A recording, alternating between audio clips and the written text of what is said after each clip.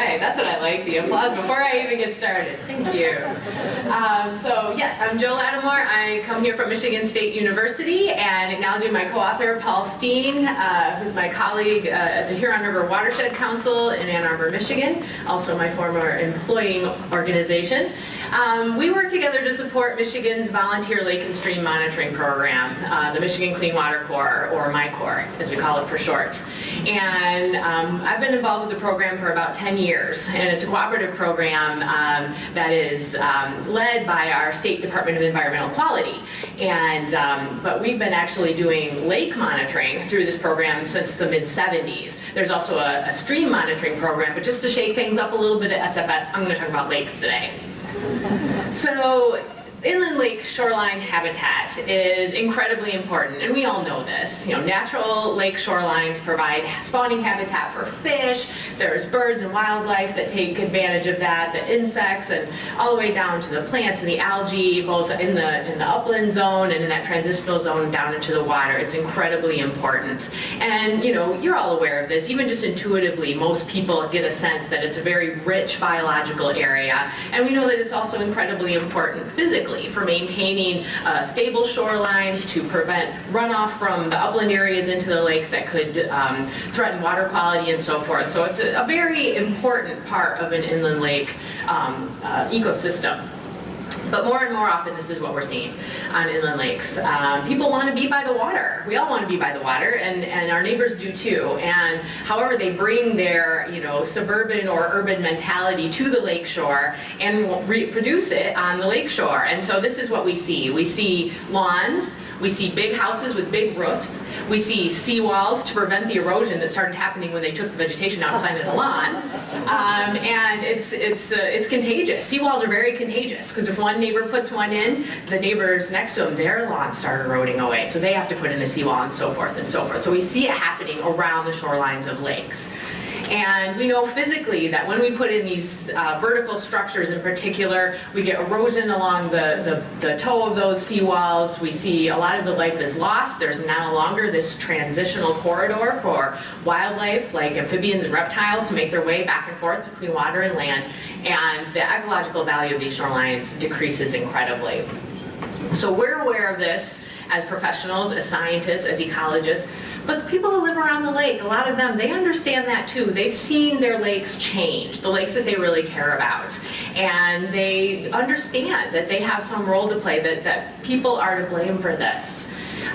But we have data behind it too. This is just a quick example showing that poor shoreline habitat has been shown through the EPA's National Lake Assessment and through some of our work right here at home in Michigan, that lake habitat, lakeshore habitat, more than 40% of the inland lakes surveyed in Michigan, that's the #1 stressor. There's more than 40% of our lakes have poor shoreline habitat already.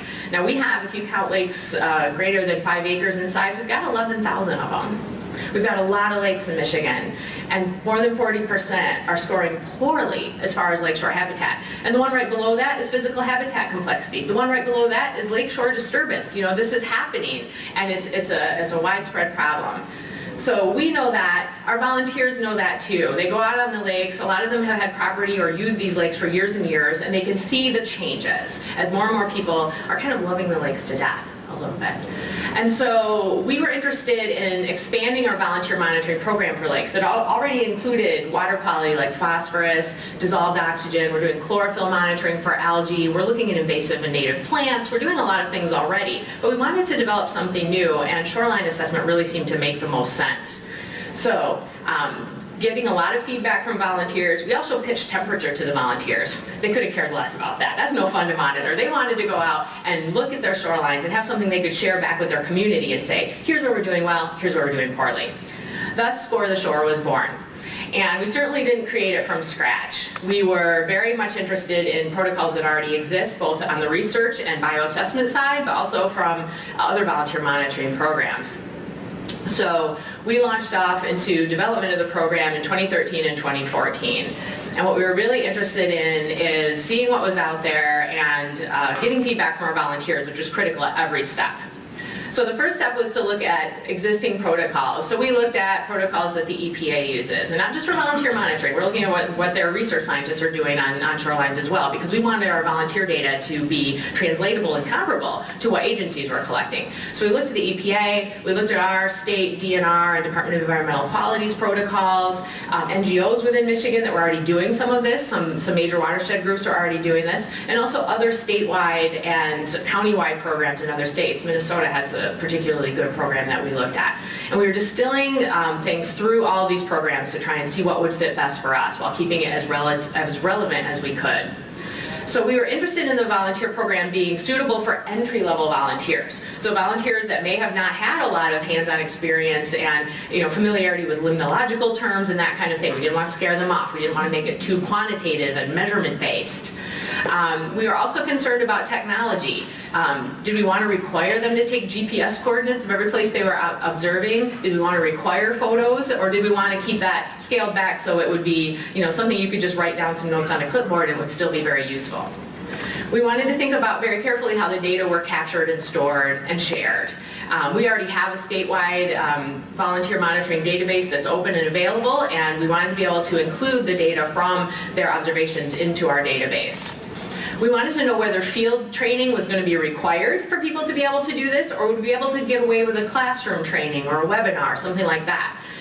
We're a big state, and we have thousands and thousands of lakes, and we wanted as many volunteers to have access to this program as possible. So if field training was going to be required, that would greatly limit our ability to share this program across the lake with a very small staff program. We were interested in how numeric scores were calculated. We found with our volunteers and other programs that they really like to be able to say, what's your score? They want to distill all that information down to a number. Did we get an A? Did we get an F? Where are we on this? So we wanted to look at programs that applied scores. How are they determined? How do you weight different factors was all very important. And finally, we were also interested in how lake level fluctuations might impact those observations. If the lake's really high, what you see along the shoreline may be very different from when the lake is really low. So we thought about all these different comparisons. We talked amongst ourselves, we talked to our agency partners, we talked to volunteers about it. So after reviewing these existing protocols and gathering feedback from our volunteers about, not wanting to overwhelm them with something that seemed overly complex or difficult or time-consuming, we developed a draft protocol for field testing. So we did a year of field testing in 2014. We were able to get people out there, get us out there, watch volunteers try it without us saying anything, kind of watching them do it, and then working with them to answer questions that they had. We did a lot of revision after that, as you can imagine. And in 2015, last summer, we were able to pilot this program.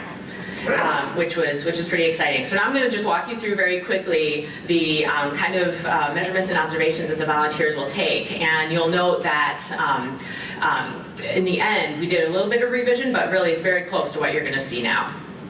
So we break up the shoreline into 1,000-foot sections, and we have the volunteers do that ahead of time. Don't try and get out on the boat and start your program if you haven't already figured out where your start and end points are. A lot of programs do it parcel specific, like look at Joe Smith's lot, now look at Bob Smith's lot, and that kind of thing.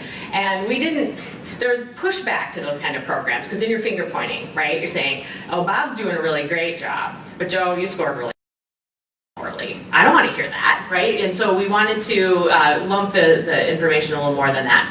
So 1,000-foot shoreline sections set up in advance. They don't have to be perfect, just generally about a 1,000-foot section. And actually lines up with our state of Michigan biologist protocol as well. And then they'll actually take 3 passes back and forth along this 1,000-foot section in a boat. There's at least 3 people on the boat. Somebody's driving. 2 people have a copy of a data sheet for each section, and they can discuss their answers to the various questions and come to consensus. So the first pass, they're kind of far out. You're about 100 meters or 100 yards offshore. Not meters. I'm talking about Michigan volunteers here. And you'll go by and just count the number of homes and major buildings you can see and the number of docks and boat lifts. It's a good surrogate for development. Then you'll get in a little closer. Get in closer, don't run into people's docks, but get in closer and look at some real shoreline characteristics, like emergent and floating vegetation. They're going to estimate what percentage of that 1,000-foot section has emerging and floating vegetation. And it's not saying, okay, give us, is it 62%? Is it 63%? No, is it less than 10%, 10 to 25, 25 to 75? They're checking off categories. They'll do the same for submergent vegetation. They'll also make note about any evident aquatic plant management. This is a weed harvester. Mechanical plant management is very common in Michigan lakes. They may also know about herbicide treatments that are happening, weed rollers, benthic mats. There's all sorts of ways that management may be happening, and they'll note the extent. Is it minor? Is it severe? And we give them a lot of examples during training.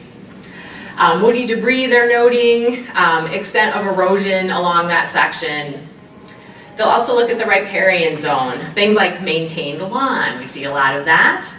Artificial beaches, it's not a sandy lake, but it has a real sandy beach. How did that get there? It can be a real source of erosion.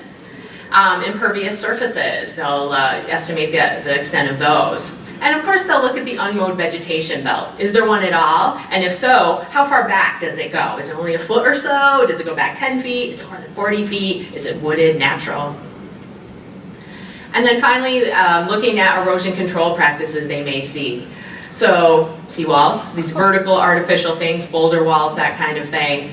Sloped artificial, that has a little bit more chance of what we call the turtle test. There's a turtle in the lake, do they have any chance of getting out? Not on this one, maybe on this one, and it goes back from there. And then finally, things like bioengineering. There's a real push for this in Michigan, doing more natural shoreline erosion control using organic materials and deeply rooted plants. So they'll assess the amount of that too. In the end, this all gets distilled down into a score that ends up on a 100-point scale. So they can say, oh, we scored 98%, we're doing great.